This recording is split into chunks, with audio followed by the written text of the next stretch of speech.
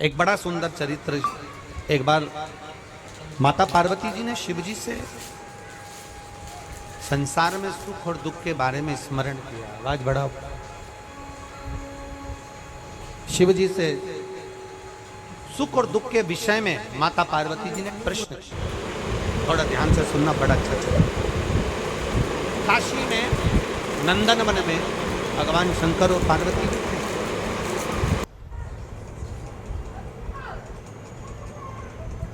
और नंदन वन में जब माता पार्वती और शिव जी बैठे थे तो पार्वती जी ने शिव जी से एक प्रश्न करा कि जीवन में सुख और दुख कितने विचित्र हैं, ये क्यों आते हैं?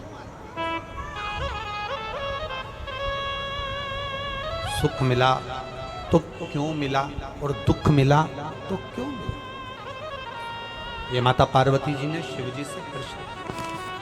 शंकर भगवान ने बड़े भाव से इस सुख दुख के चरित्र का वर्णन किया। शिव जी कहते हैं, सुनो पार्वती, मैं तुम्हें एक चरित्र सुनाता हूं।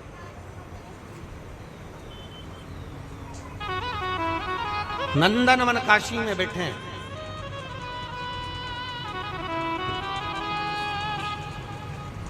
और नंदनवन काशी में बैठकर भगवान शंकर पार्वती जी से कर मैं तुम्हें एक चरित्र सुनाता हूं।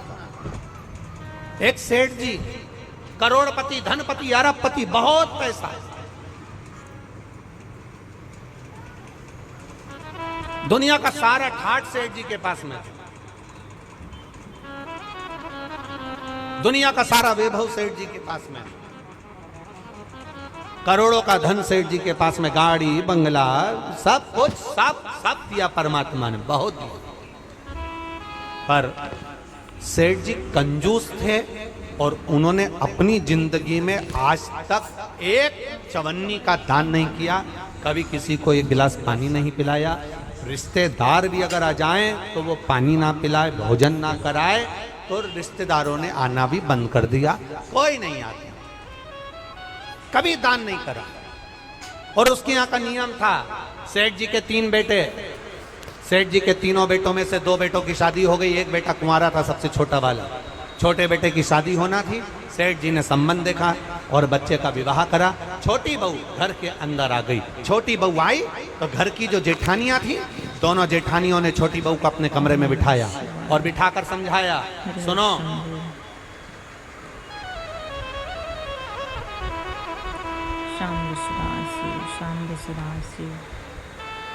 पहले ऐसा नियम था, अब आजकल ऐसा नियम तो नहीं है, पर पहले ऐसा नियम था कि लड़के की शादी होती थी और बहू को लेकर आता था ना, तो अपने खुद के घर में बहू को लेकर बाद में आता था। पहले उसको रुकने की व्यवस्था कोई रिश्तेदार के यहाँ, कोई नातेदार के यहाँ, कोई संबंधों के यहाँ, कोई पहचान वाले के यहाँ उसको बहू को रखा जाता था। बोलो भोपाल में ऐसा था कि नहीं था? अरे बोलो, जम के तो बोलो, था ना ऐसा? लड़का शादी कर कर बहू को लेकर आया, सीधे अपने घर नहीं आया, पहले उसको कोई मित्र के आदि कादिक पहचान वाले, दीदी, जीजा, बहनोई, नातेदार, रिश्तेदार, कुटुंब, कबीला, अड़ोसी पड़ोसी, रिश्तेदार वाला, उसके यहाँ पर उस बहू को, उस छोरे को, बहू बेटा को वहां रोका जाए। काहे के लिए रोकते थे? उसको रोकने का कारण क्या था? उसको रोकने का कारण केवल एक था। क्यों रोका जाता था? केवल एक कारण से कि बहू जब वहां पर आए तो उसको हमारे घर के बारे में हमारे रिश्तेदार सब बता दें कि तुम्हारी सास ऐसी है, तुम्हारे ससुर ऐसे हैं, तुम्हारा देवर ऐसा है, तुम्हारा जेठ ऐसा है, तुम्हारा परिवार ऐसा है। अब जो छोटी बहू आई है तो दोनों जेठानियों ने उससे मिला और मिलकर कहा, सुनो, हमारे ससुर का एक नियम बड़ा प्रबल है, उसको याद रखना। हमारे ससुर का नियम बड़ा तेज है, उसको याद रखना। कौन सा नियम? छोटी बहू ने पूछा कि तुम्हारे यहाँ का नियम क्या है? तो हमारे ससुर का एक नियम है, कभी जिंदगी में अगर घर में रहना है तो दान बिल्कुल, बोलो बोलो जम के बोलो, नहीं करना। एक रोटी का भी दान मत करना। अगर डब्बे में रोटी बच जाए तो दूसरे दिन उस रोटी को मिक्सर में पीस के चूड़ा बना के खा जाना, पर गाय को भी मत देना। ये हमारे ससुर का नियम।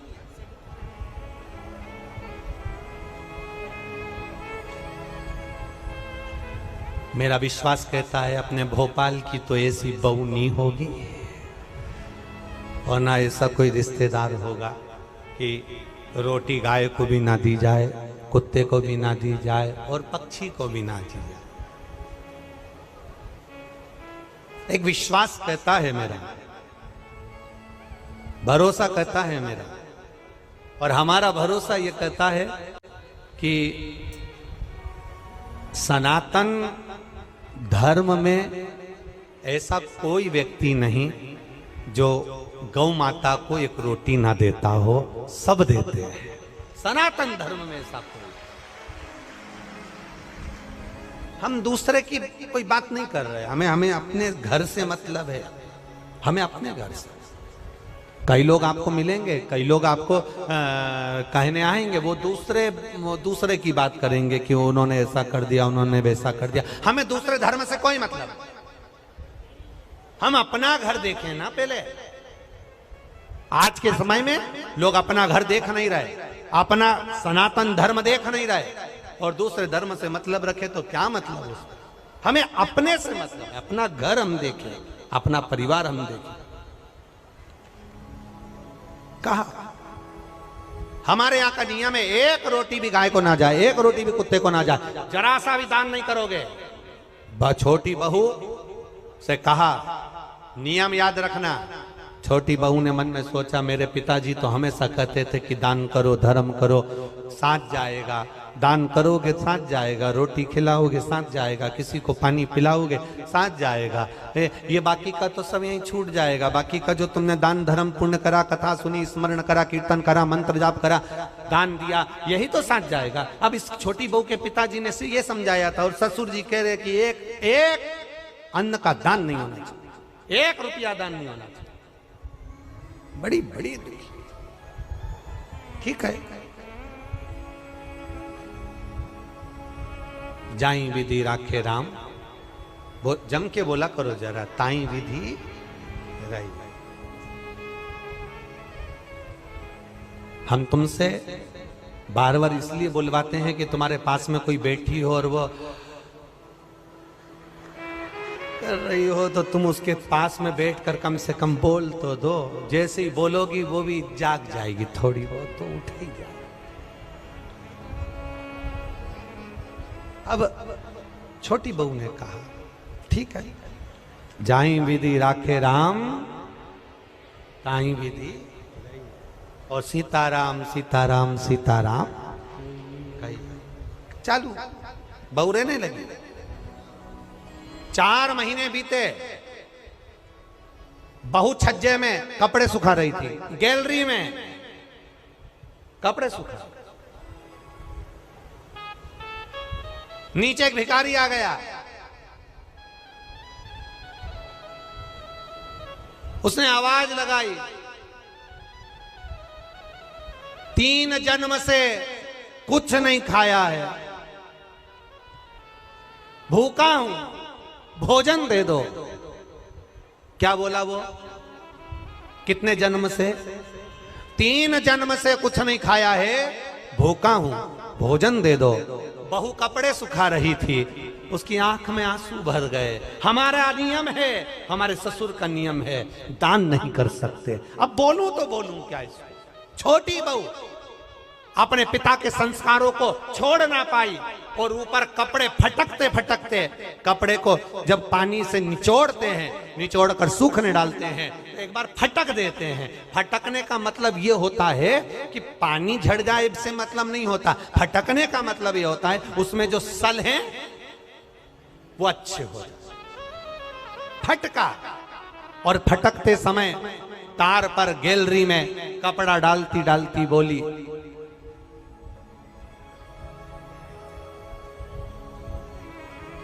बासी खाना खा रहे हैं,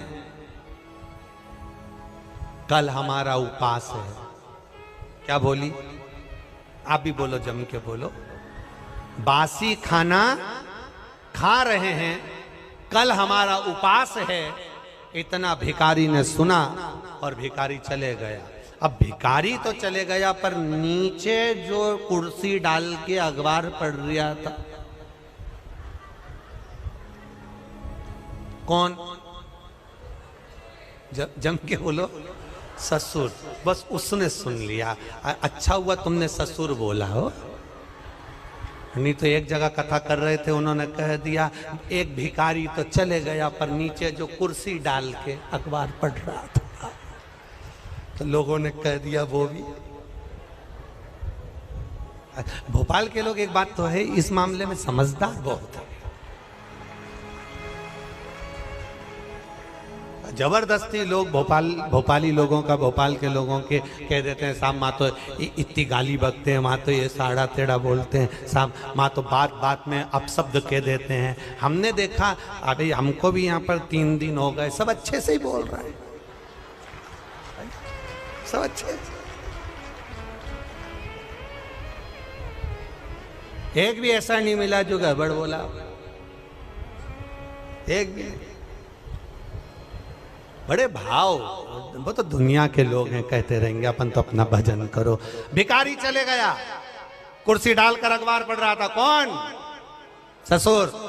और अखबार पढ़ते पढ़ते उसके कानों में शब्द गया कि बहू ने कहा बासी खाना खा रहे हैं, कल हमारा उपास है।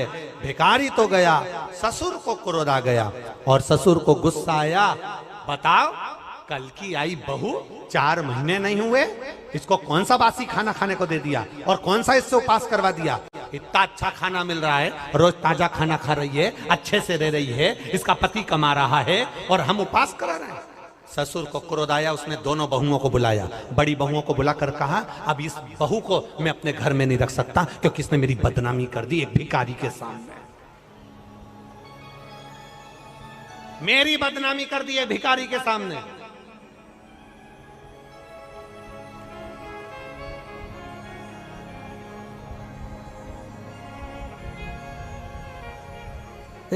होता है, एक सास भी ऐसी थी, एक कथा में आता है, एक सास ऐसी थी, वो कभी दान नहीं करती, एक चीज नहीं, कुछ नहीं दान करे। और पड़ोसी के यहां बैठी थी और उसकी बहू बड़ी धर्मात्मा थी, वो पड़ोसन के यहां बैठी थी। भिखारी आया, भिक्षा मांगते मांगते इसके घर गया, बहू से कहा भिक्षाम देही। बहू ने तुरंत उठाकर एक कटोरी आटा भरकर उसको दे दिया। अब ये भिक्षा मांगते मांगते पड़ोसन क्या गया, ये भी वहीं ओटले पे बैठी थी सास भी। इतने में तुरंत सास ने वहां पर आवाज लगाया, भिक्षुक ने, माता भिक्षाम देही, तो पड़ोसन ने भी उसको भगा दिया। तो इसने, जो यहाँ बैठी थी पड़ोसन, इसने पूछा क्यों, वो 3रे नंबर के घर पर गए थे क्या? हाँ। कुछ दिया क्या? हाँ। क्या दिया? 1 कटोरी आटा। इसमें इतने में भिखारी का हाथ पकड़कर बुढ़िया लेकर अपने घर गई और बहू को बुलाया। बहू, ए बहू। बहू आई, क्या है मां? तूने भिखारी को 1 कटोरी आटा दिया? हाँ। किससे पूछ के दिया? किसी से नहीं, अपना घर है, दान करना चाहिए। इतने में सास को गुस्सा आया और भिखारी से कहा, भिक्षुक से कहा, तुमने मेरे घर से आटा लिया? हाँ। वापिस दो।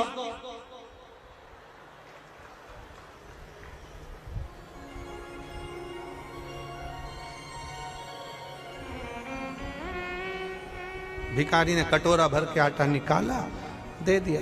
जाओ, इस घर में मेरी चलती है, मैं बोलूंगी तो बहू आटा देगी और मैं बोलूंगी तो नहीं देगी। जाओ, मैं जब तुमसे बोलूंगी तुम आओ, तुम आना, फिर मैं आटा। अब भिखारी ने फिर बोला माता भिक्षाम देही। सास ने कहा कटोरी भर के आटा दो। बाहर खड़े भिखारी ने सास से पूछा तुम ऐसा क्यों करी? सास ने कहा आज से ही नई नवेली बहू की घर में चलने लगेगी तो मेरी कभी नहीं चलेगी, इसलिए मेरी चलना चाहिए, इसलिए मैंने ऐसा, मेरी चलना चाहिए।